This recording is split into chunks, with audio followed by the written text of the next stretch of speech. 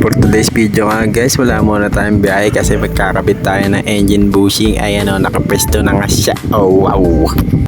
Diyan nga pala yung bandang parting kakabitan natin, no?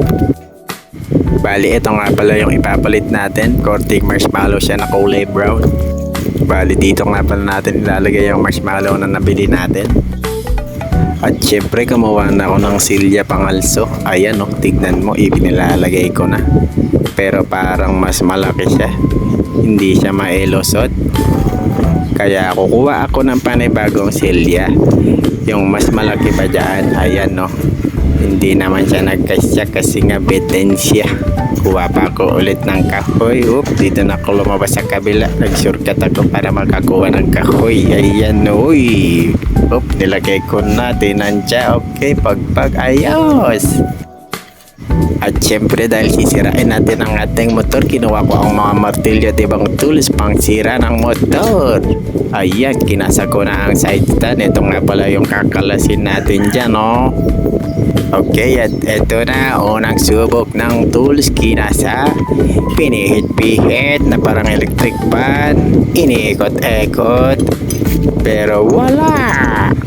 Ayan, nilagyan ko pa ng extension para sigurado ko may hila-hila ko siya, may ekot-ekot pa.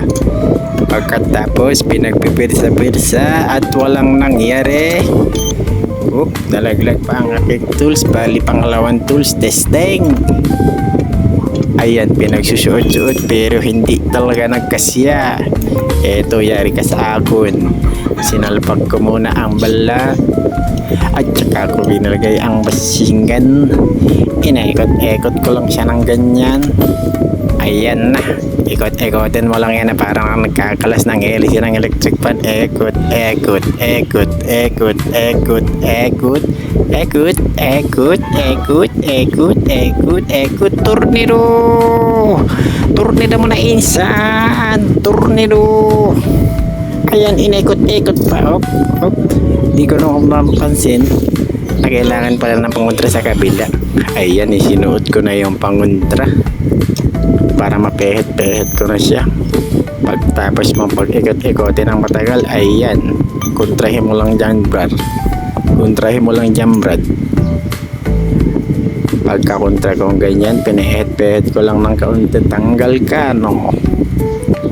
At ito, pagtapos ko pag-ikot-ikotin, hindi pa pala natanggal. Ulitin natin yan, isalpak mo dyan.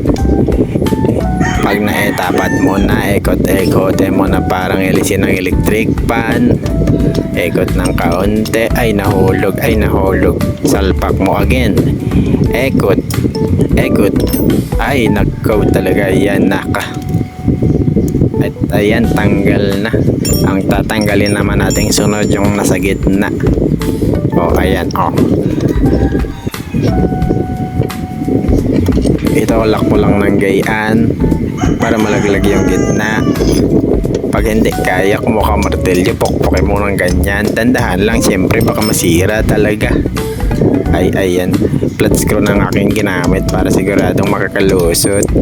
Pukpok lang ng kaunti, hila-hila. Ayun, nalaglag na. Siyempre, ang susunod natin dyan ay yung baba. Inalas ko na muna siyempre yung marshmallow para matesting, kaso hindi pa nagkakalas yung baba, kaya kailangan baklasin muna natin yan. Let's go! Ayan, bali inasinta ko muna to ng tools. Tinignan ko kung ano yung magkakasya kasi mahirap na, baka mag-ulit-ulit. Nang makabit ko na nga yung tools, pinirsa-pirsa ko ng ganyang kaso sobrang tigas, pati yung motor dadala. Nung di ko na nga mapirsa, naisip ko na baraan ulit yung ibabaw. Ayan tapos sinuksokan ko pa ng screw. Pagkasuksok ko ng ganyan, pinirsa-pirsa ko ulit kung makakalas pero ayaw.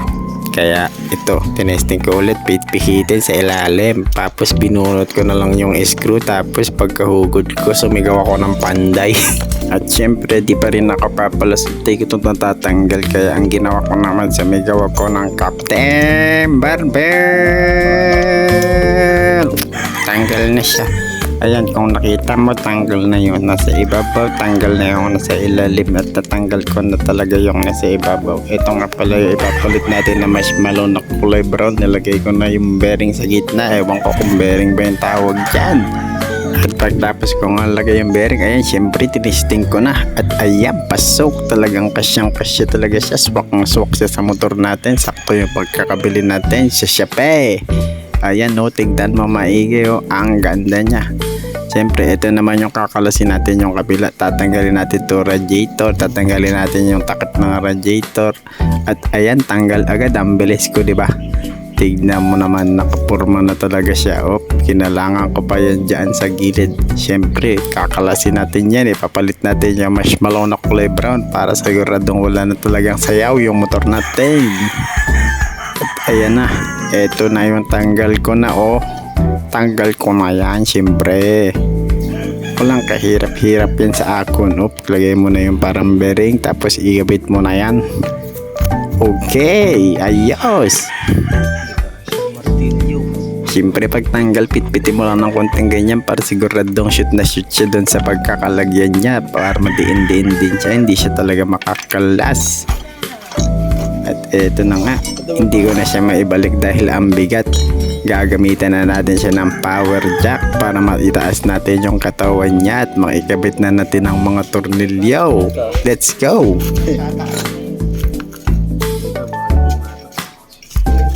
Dito sa part na to, bali tinutulungan ako ni AirPods. Tinagad niya na ako kung ano yung gagawin ko. At ang sabi nga ni AirPods, kumuha ako ng kahoy para sabinan ko yung pangangat. Siyempre, baka madamay yung tatamaan ng pangangat.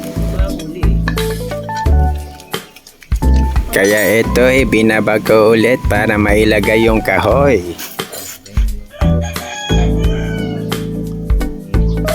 At pagkatapos kong ibaba, eto na, triple time!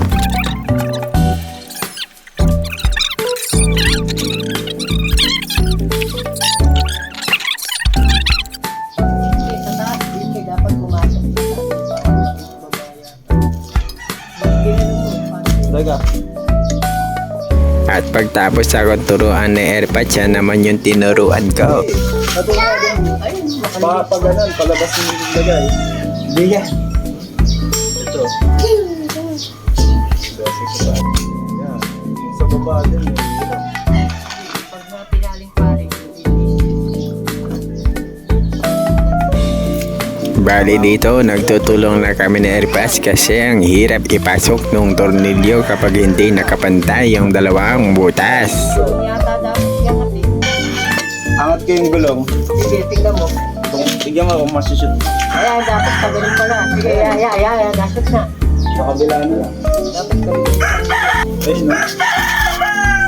Ayun, nasa ilalim. O, tignan mo. Ito ring malaki? Oo, baka ganun din. Oo, ayan, meron na. Okay na. Bigyan mo na yung tornilyo, baka mahugot eh. Buti na lang talaga nakasupport sa AirPods kasi kung ako lang mag-isa, hindi ko maikakabit dahil ang bigat. At wala pang maglalagay ng tornilyo doon sa mga butas. Bali ayan, nakabit na nga pala natin, oh. Maayos na siya. Kakalasin na lang yung jack. Bali ito, ibabalik na natin yung radiator cover para tapos na.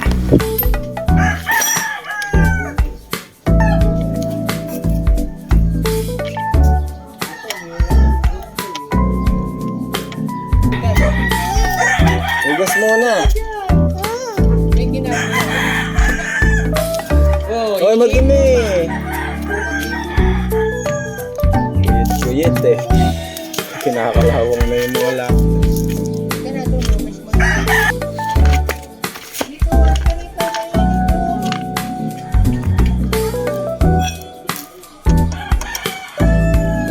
Siyempre, balik na natin yung tornilyo ng radiator tsaka yung radiator cover.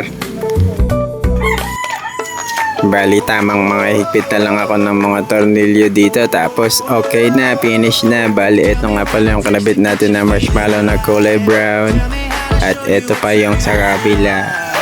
Wow, ayos! Thank you sa panonood!